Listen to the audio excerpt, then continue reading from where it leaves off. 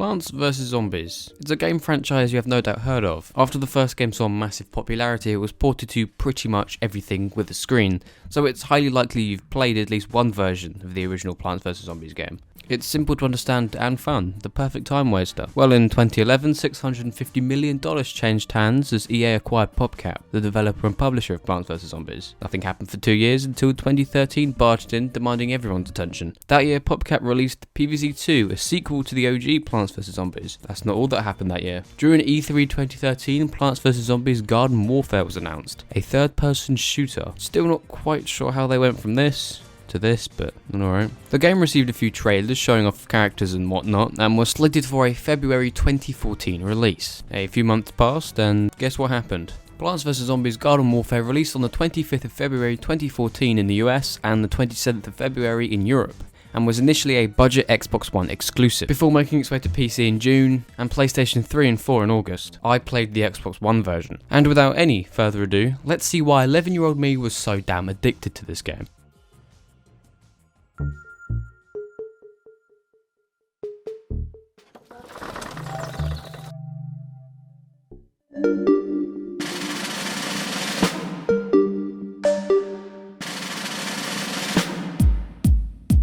I really like the start menu. The longer you did nothing, the better the music got. And clearly, it didn't take a lot to amuse me back then. Alright, press menu button to continue and we're in. Let's start with this game's bread and butter, the characters.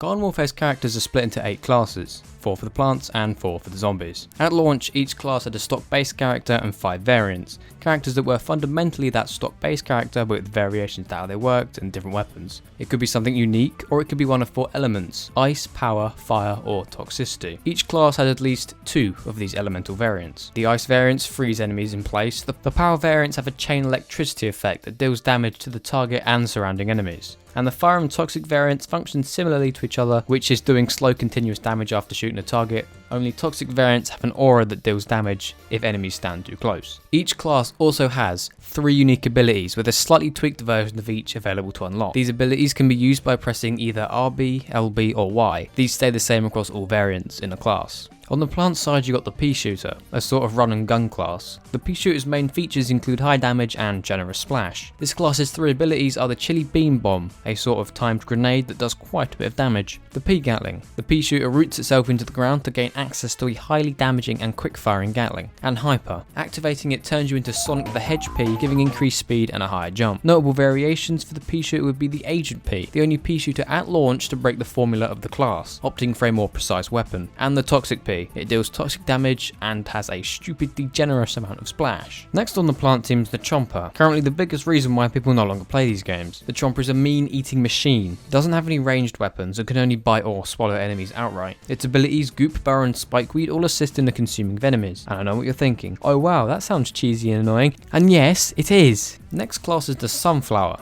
the plant healer class. This class's ability include Heal Beam, a beam that directly heals a single ally, Sunbeam, a beam version of the pea gatling, and the Heal Flower, a communal way to heal teammates. The Sunflower is also able to revive teammates quicker. A notable variant is the Metal Petal, as it's both a tank and a healer, and it works better than it sounds. Lastly on the plant team is the Cactus, a sniper class. This class boasts less damage drop off and a better zoom. Its abilities include the Potato Mine, Walnut Barricade and the Garlic Drone, a literal remote-controlled piece of garlic that drops corn airstrikes.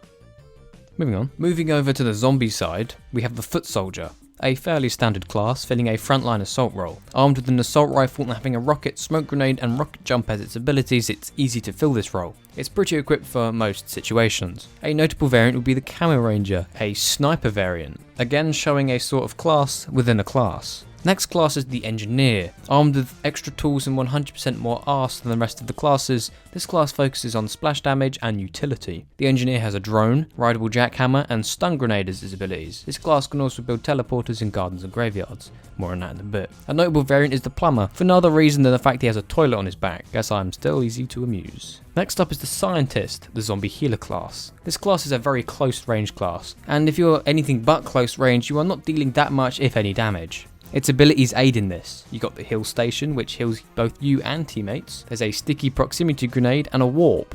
This is the scientist's most valuable ability. The warp sends a scientist forward a short distance and you get 2 of them. The scientist can also revive teammates quicker. A noble variant is the chemist for being so damn good. And well, annoying as he literally has to get close enough to touch you to damage you. Last class is the All-Star. The All-Star is a tank and doesn't use ammo. Each All-Star weapon instead works on a cooldown system. Fire too long and your weapon overheats. The All-Star's abilities include an imp punt, a bomb that the All-Star kicks at enemies, the sprint tackle, a dash ability that deals damage, and the emphasis is more on the damage than the dash. Also, if you're an aspiring public nuisance, then join your buddies in exclusively using those abilities to attack while playing All-Star. All-Star's last ability is a sort of shield. A notable variant is the Goalie Star, as I want to use this opportunity to personally thank the horror movie industry for making me relate every goalie mask I see with serial killers.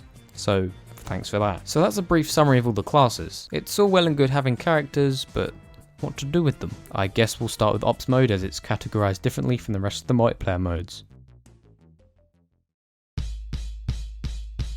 Alright, so Garden Ops. Probably the closest game mode that resembles the original Plants vs Zombies game. The basic rundown is that you as the plant team have to defend a garden against 10 waves of zombies. The zombies consist of AI controlled multiplayer classes or weaker fodder type enemies. The brown coat with a cone on its head and one with a bucket on its head. There's also the coffin and outhouse zombies. These guys are quite tanky, but shooting their exposed feet will kill them quicker. There's also this newspaper fella. Destroying his copy of the Sun will cause him to get enraged, giving him increased speed. Another zombie type would be the screen door zombie. Similar concept to the coffin and outhouse, only it's more exposed. To help you defend the garden, there's these glowing plant pots. Interacting with them will allow you to select and place potted plants. These range from Gatling peas to ice shrooms. These will attack incoming zombies. There's a large variety of these and they use art from PvZ 1 and 2, which is cool. There's a small chance a special wave will occur that have special objectives you have to complete. And every 5th and 10th round is a boss round. This zombie fella activates a slot machine to decide your fate. There are 3 different slots, meaning 3 different things are going to come at you at once. There's also a chance to double up or even match all 3. In the event all 3 slots match, it triggers a super boss wave. You fight 3 to 4 of the selected boss. The options on the slot machine could either be a regular wave of zombies, a tombstone that spawns zombies, or a selection of bosses. There's a variety of maps you could play with a couple pirate themed ones, and zombies on that map are also pirate themed, which is a nice touch. On each map there's 3 different spots to choose where you place your garden. There's a small chance one of those gardens will be a bonus golden garden that will drop coins after you complete each round.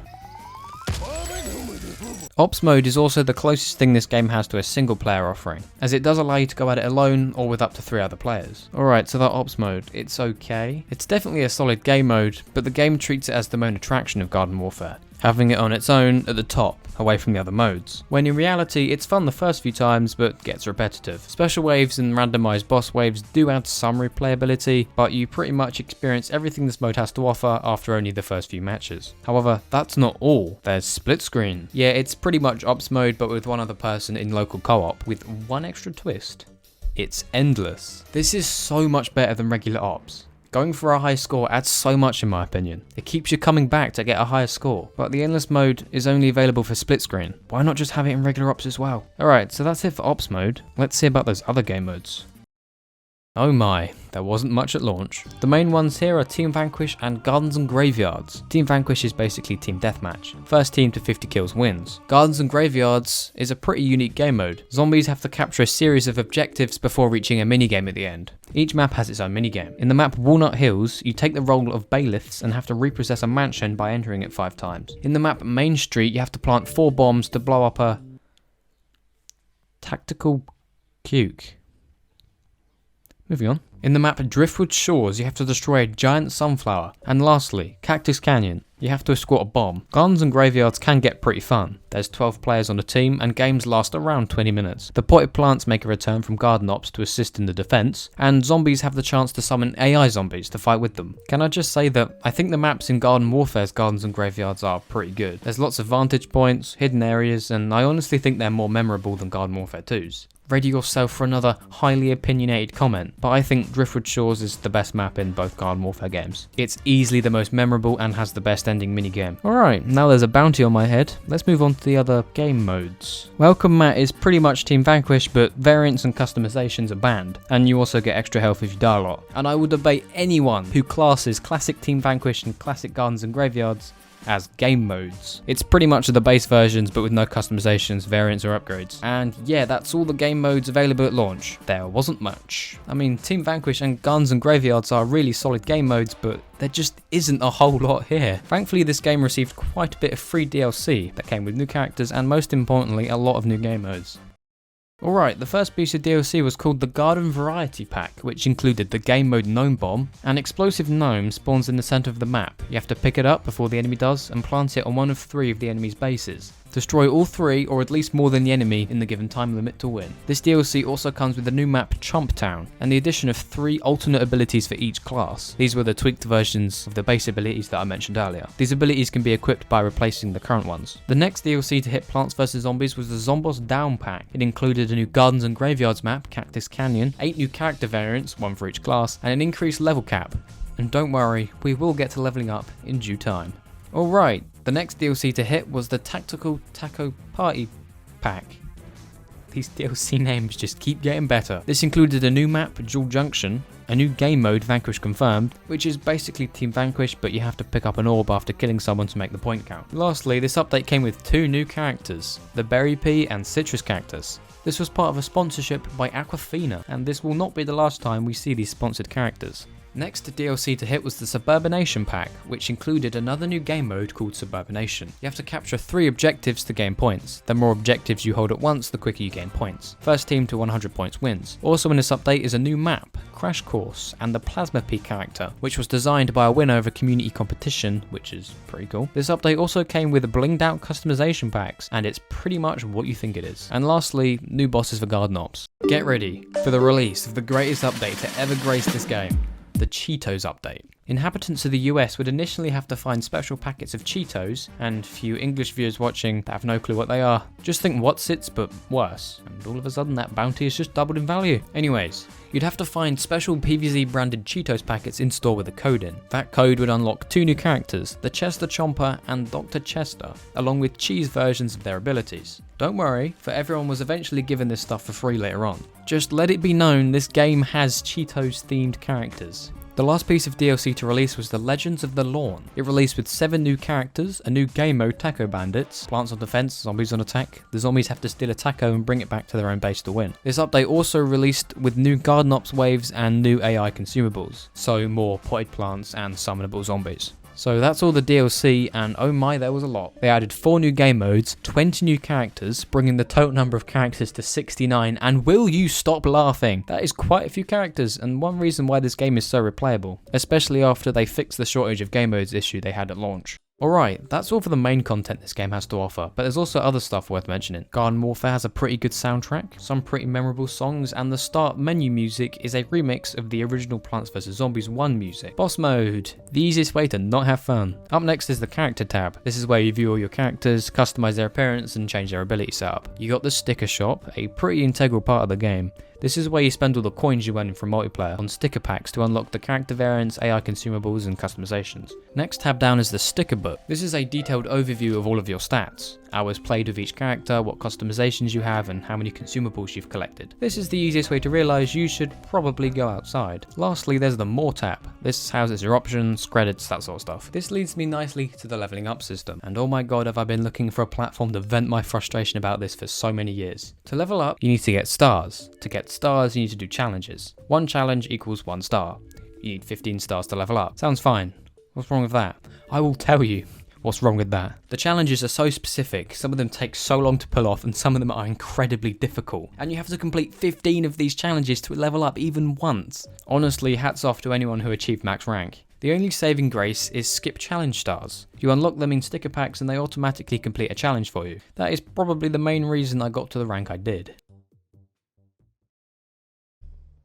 I guess now I have to come to some sort of conclusion of how good this game is. It's a great game, incredibly fun. There's tons of variety with the characters, maps, and thanks to DLC, game modes. But I wouldn't recommend it to new players. For one reason, and one reason only. Garden Warfare 2 exists. Pretty much everything in this game is in Garden Warfare 2, and then some. The only reason you would possibly consider Garden Warfare 1 is because the maps are exclusive and possibly for the slightly tweaked art style. Other than that, all the characters bar the sponsored ones, and all the game modes bar 1 are in Garden Warfare 2. And Garden Warfare 2 brings so much more to the table. And there's some stuff Garden Warfare 1 just doesn't have. For example, a a proper single player offering. To me, Garden Warfare 1 feels like an experimental concept. PopCap got together and asked themselves, is a third-person Plants vs Zombies shooter a good and fun idea? And post-reconnaissance report states, yes, it absolutely is. PopCap then took this game and created a much more complete package with it, which is this game's main problem. It doesn't really feel complete. Looking at this game, it's easy to tell how much potential this concept has. And PopCap also realized that potential and created Garden Warfare 2, so I would just recommend playing that and skipping this. For as good as Garden Warfare 1 is, there just really isn't a reason to come back to it.